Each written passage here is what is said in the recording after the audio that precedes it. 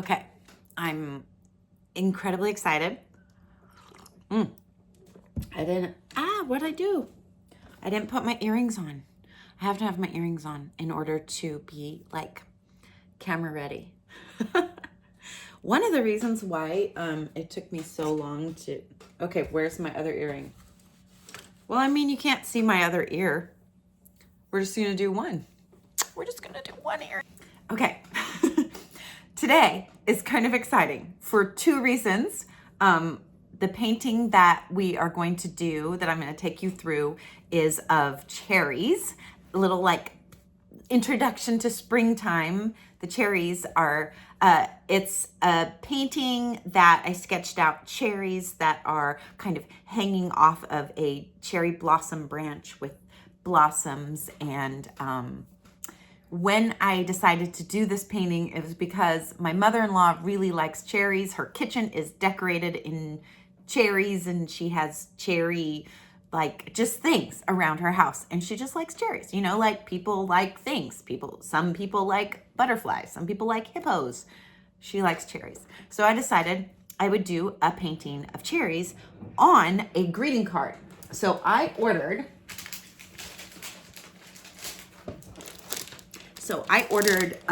this watercolor paper, and I was worried when I ordered it that it wouldn't be like good quality, but it's really good quality. And they're already like not perforated is the wrong word, but like scored, so they fold perfectly in half. And it's high quality watercolor paper. So I decided I was gonna paint her a greeting card with cherries. And so I sketched it out, and today I'm going to take you through the painting. We're going to paint it.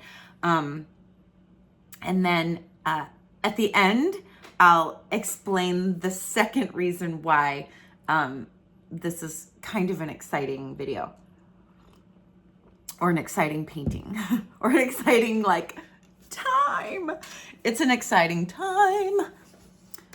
Okay, let's get going. All right, so clearly I already washed in a background. What I did was just tape it off because I just love those magical white borders. Taped it off, and I just wet the whole page, and I just washed in some blues, some greens, and I splashed on some pinks because I wanted the background to be like the cherry orchard with the cherry blossoms and stuff, sort of blurry, far away kind of thing, out of focus, if you will. Yeah, so then I just sketched out the cherries. You can see the two like white areas down at the bottom. Those are going to be the cherries. And of course, I'm going to choose a cherry red for that. And I washed in the background color of the leaf because I wanted the sun to be sort of peeking through the leaf, like my reference photo.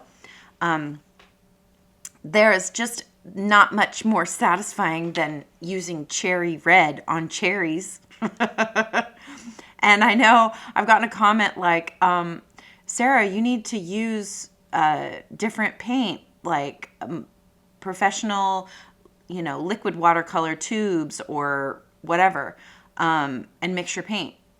I know how to mix paint, but for watercolor at least, I am enjoying using this watercolor set so much because, yes, I could mix watercolor. I know how to do that. But when all these fun colors, including the metallics and the neons and all that, are available, I'm going to enjoy doing my art with pre-mixed colors. And that is, what it is. You don't have to do that. You can spend the time to mix if you want. I mean, that's fun. Anyway, that was a side note. Okay, so now I want to make the cherry blossoms. So I'm painting it in with a metallic pink, a light metallic pink with a lot of water, and then I'm using the napkin to pick it up. So to give it sort of this halo, because these are white flowers with pink centers. So I'm just sort of giving the outline or the halo of the color and shape of what these flowers will be. And then I'm going to use my Posca pen to carve out the flower. And it is a technique that I use. I don't know if anybody else in the planet uses Posca paint to carve out white in their watercolors, but this is how I do it. And here I am sharing my process. So, you don't have to. You don't have to use a Posca pen. If you want to use a Posca pen, I'm going to show you that it is the most effective way that I have found to add back in white or a light color. So as those flowers were all wet, even though I dabbed the color up with a napkin, paper napkin, as they were still wet. And so as they were wet, I dropped that dark color in the middle so that it could do that magical watercolor bleed that it does. And now I'm just taking darker brown because I really just had dropped in that brown sort of willy-nilly, because when you're doing branches, if you just drop in the color willy-nilly, it almost always looks the most natural. And then you go in, obviously, second layer. You guys, watercolor is, and I will just, what is the term? Die on the vine, or something. I don't know what the term is. I don't know what the term is, and you're probably like, I don't know what you're thinking of, but it's that term, like, I'm just going to take this. I will never give up the fact that watercolor is the most effective it will be with layers and layers and layers. I know I take a lot longer to watercolor than most painters that are using watercolor. But this is how I like to do it. This is how I paint. My husband always says, you don't watercolor, you like do your acrylic painting just using watercolor paints. You're not doing watercolor technique. And partially he's right. But hey, this is what it is. All right, here we go. We're going in with that magic Posca paint. Now, if you're watching my video for the first time and you're like, she keeps saying something Posca, what is she saying? It is a pen. I will, most of my videos on my channel have a link to this pen in the description. But it's a paint pen, and I just dab it out on my palette, and then I just use it with a brush, just like any other paint. But it's a more opaque white color paint, so it covers over watercolor. So for those of you who have heard me say that 1,000 times, I apologize. If we have new people, they do need to hear it, because they're just like, what is she, how is she adding white? How? It's magic. And because of where my light is positioned, you're not really able to see, you're not, how do I say this? Because they're white and the background is very light, you're not really seeing them. They're not really, and it's because I didn't want the flowers to be the focus of the painting. I wanted those cherries to just be like, boom, like here we are. Here are the cherries.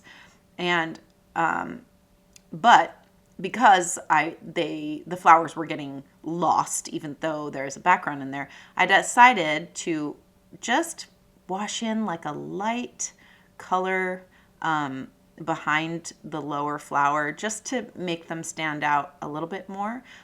So I'll do that in a minute. But look, if I was using white watercolor for my white, there's just not a chance that I would be able to add these shines in here the way that I am doing.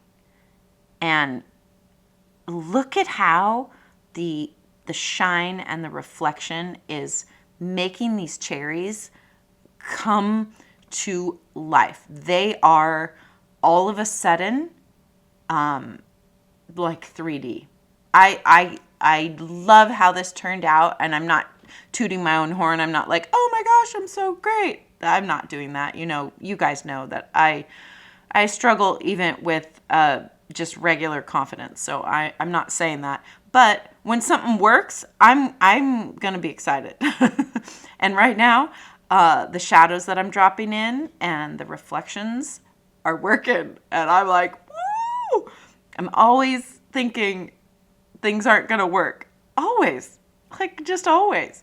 But it's working, and what really makes this work is I'm not just painting this from my mind. I'm looking at a reference photo, and I'm looking and I'm saying, okay, the light is hitting it this way, and I am painting what I see. I saw the super dark area between the two cherries, and I added it in, and all of a sudden it's like, oh, well, there's, you know, a lack of light between those cherries, so that's all of a sudden they're real. So if you're using a reference photo and you're painting what you see, it's going to turn out like that. So we got to sign it, Sara Lynn, at the bottom, and I'm peeling off that tape, and there you have it.